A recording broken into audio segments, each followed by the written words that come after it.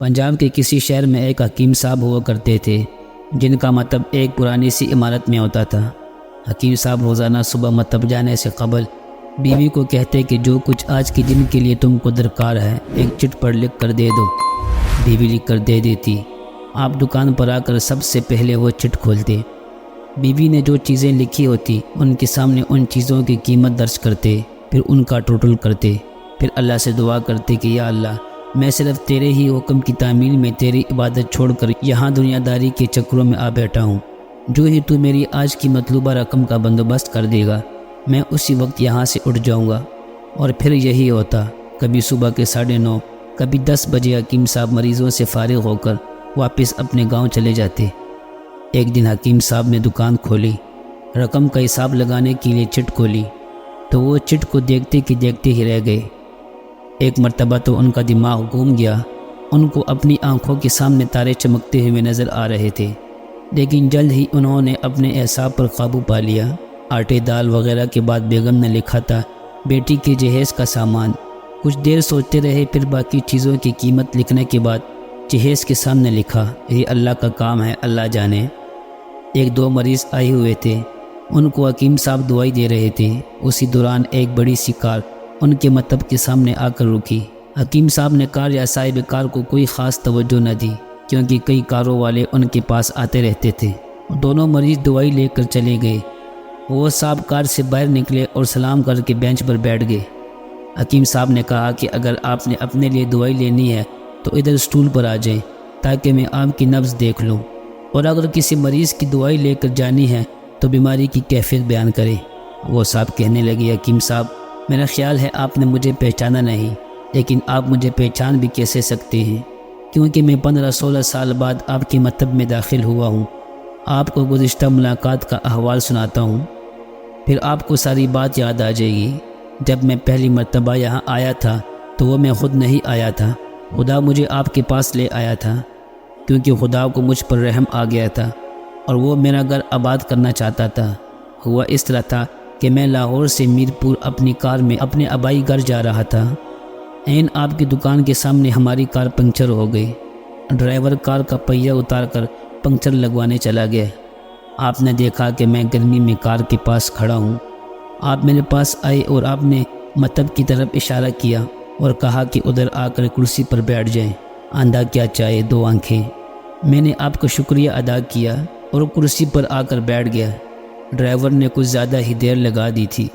ایک چھوٹی سی بچی بھی یہاں آپ کی میز کے پاس کھڑی تھی اور بار بار کہہ رہی تھی، چلے نا، مجھے بھوک لگی ہے۔ آپ اسے کہہ رہے تھے، بیٹی تھوڑا صبر کرو، ابھی چلتے ہیں۔ میں نے یہ سوچ کر کہ اتنی دیر سے آپ کے پاس بیٹھا ہوں، مجھے کوئی دوائی آپ سے خریدنی چاہیے تاکہ آپ میرے بیٹھنے کو زیادہ محسوس نہ کریں۔ میں نے کہا، حکیم صاحب، میں 5-6 سال سے انگلینڈ میں ہوتا ہوں۔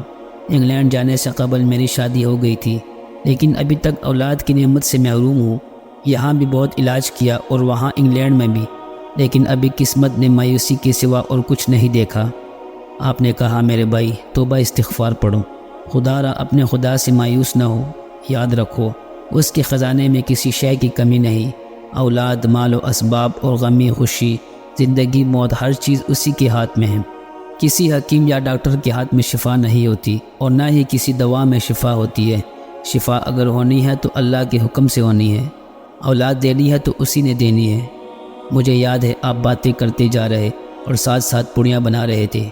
تمام دوائیاں آپ نے 2 حصوں میں تقسیم کر کے 2 لفافوں میں ڈالی۔ پھر مجھ سے پوچھا کہ آپ کا نام کیا ہے؟ میں نے بتایا کہ میرا نام محمد علی ہے۔ آپ نے ایک لفافے پر محمد علی اور دوسرے پر میری بیگم کا نام لکھا۔ پھر دونوں لفافے ایک بڑے لفافے میں ڈال کر دوائی استعمال کرنے کا طریقہ بتایا۔ میں نے بے دلی سے دوائی لے لی، کیونکہ میں تو صرف کچھ رقم آپ کو دینا چاہتا تھا، لیکن جب دوائی لینے کے بعد میں نے پوچھا کتنے پیسے، آپ نے کہا بس ٹھیک ہے۔ میں نے زیادہ زور ڈالا تو آپ نے کہا کہ آج کا کھاتا بند ہو گیا ہے۔ میں نے کہا مجھے آپ کی بات سمجھ نہیں آئی۔ اسی دوران وہاں ایک اور آدمی آ چکا تھا۔ اس نے مجھے بتایا کہ کھاتا بند ہونے کا مطلب یہ ہے کہ آج کے گھریلو اخراجات کے لیے جتنی رقم حکیم صاحب نے اللہ سے مانگی تھی وہ اللہ نے دے دی ہے، مزید رقم وہ نہیں لے سکتے۔ میں کچھ حیران ہوا اور کچھ دل میں شرمندہ ہوا کہ میرے کتنے گھٹیا خیالات تھے اور یہ سادہ سا حکیم کتنا عظیم انسان ہے۔ میں نے جب گھر جا کر بیوی کو دعائیاں دکھائی اور ساری بات بتائی تو وہ بے اختیار اس کے منہ سے نکلا، وہ انسان نہیں کوئی فرشتہ ہے، اور اس کی دی ہوئی دعائیاں ہمارے من کی مراد پوری کرنے کا باعث بنیں گی۔ حکیم صاحب، آج میرے گھر میں 3 پھول اپنی بہار دکھا رہے ہیں۔ ہم میاں بیوی ہر وقت آپ کے لیے دعا کرتے رہتے ہیں۔ جب بھی پاکستان چھٹی آیا، کار ادھر روکی لیکن دکان کو بند پایا۔ کل دوپہر کو بھی آیا تھا، آپ کا مکتب بند تھا۔ ایک آدمی پاس ہی کھڑا ہوا تھا، اس نے کہا کہ اگر آپ کو حکیم صاحب سے ملنا ہے تو آپ صبح 9 بجے لازماً پہنچ جائیں، ورنہ ان کے ملنے کی کوئی گارنٹی نہیں۔ اس لیے آج میں سویرے سویرے آپ کے پاس آ گیا ہوں۔ محمد علی نے کہا کہ جب 15 سال قبل میں نے یہاں آپ کے مکتب میں آپ کی چھوٹی سی بیٹی دیکھی تھی تو میں نے بتایا تھا کہ اس کو دیکھ کر مجھے اپنی بانجی یاد آ رہی ہے۔ حکیم صاحب، ہمارا سارا خاندان انگلینڈ میں سیٹل ہو چکا ہے، صرف ہماری ایک بیوہ بہن اپنی بیٹی کے ساتھ پاکستان میں رہتی ہے۔ ہماری بانجی کی شادی اس ماہ کی 21 تاریخ کو ہونا تھی۔ اس بانجی کی شادی کا سارا خرچ میں نے اپنے ذمے لیا تھا۔ 10 دن قبل اسی کار میں اسے میں نے لاہور اپنے رشتہ داروں کے پاس بھیجا کہ شادی کے لیے اپنی مرضی کی جو چیز چاہے خرید لے۔ اسے لاہور جاتے ہی بخار ہو گیا، لیکن اس نے کسی کو نہ بتایا۔ بخار کی گولیاں ڈسپرین وغیرہ کھاتی اور بازاروں میں پھرتی رہی۔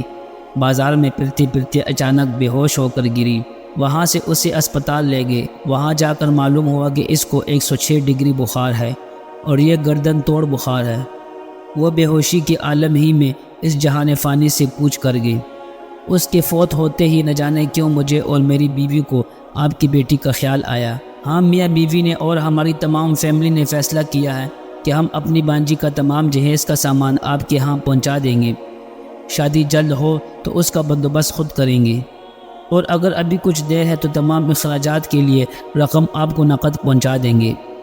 آپ نے نہ نہیں کرنی، آپ اپنا گھر دکھا دیں تاکہ سامان کی گاڑی وہاں پہنچا سکے۔ حکیم صاحب حیران اور پریشان یوں گویا ہوئے۔ محمد علی صاحب، آپ جو کچھ کہہ رہے ہیں مجھے سمجھ نہیں آ رہا، میرا اتنا دماغ نہیں ہے۔ میں نے تو آج صبح جب بیوی کے ہاتھ کی لکھی ہوئی چٹ یہاں آ کر کھول کر دیکھی تو مرچ مسالے کے بعد جب میں نے یہ الفاظ پڑھے، بیٹی کی جہیز کا سامان، تو آپ کو معلوم ہے میں نے کیا لکھا؟ آپ خود یہ چٹ ذرا دیکھیں۔ محمد علی صاحب یہ دیکھ کر حیران رہ گئے کہ بیٹی کی جہیز کے سامنے لکھا ہوا تھا، یہ کام اللہ کا ہے، اللہ جانے۔ محمد علی صاحب یقین کریں، آج تک کبھی ایسا نہیں ہوا تھا کہ بیوی نے چٹ پر جو چیز لکھی ہو اور مولا نے اس کا اسی دن بندوبست نہ کر دیا ہو۔ واہ مولا واہ، تو عظیم ہے، تو کریم ہے۔ آپ کی بانجی کی وفات کا صدمہ ہے، لیکن اس کی قدرت پر حیران ہوں کہ وہ کس طرح اپنے معجزے دکھاتا ہے۔ حکیم صاحب نے کہا، جب سے ہوش سنبھالا ایک ہی سبق پڑھا کہ صبح ورد کرنا ہے، رازق رازق تو ہی رازق، اور شام کو شکر شکر مولا تیرے شکر۔ پیارے دوستو، اللہ سے دعا ہے اللہ تعالی ہمیں شکر ادا کرنے کی توفیق عطا فرمائے۔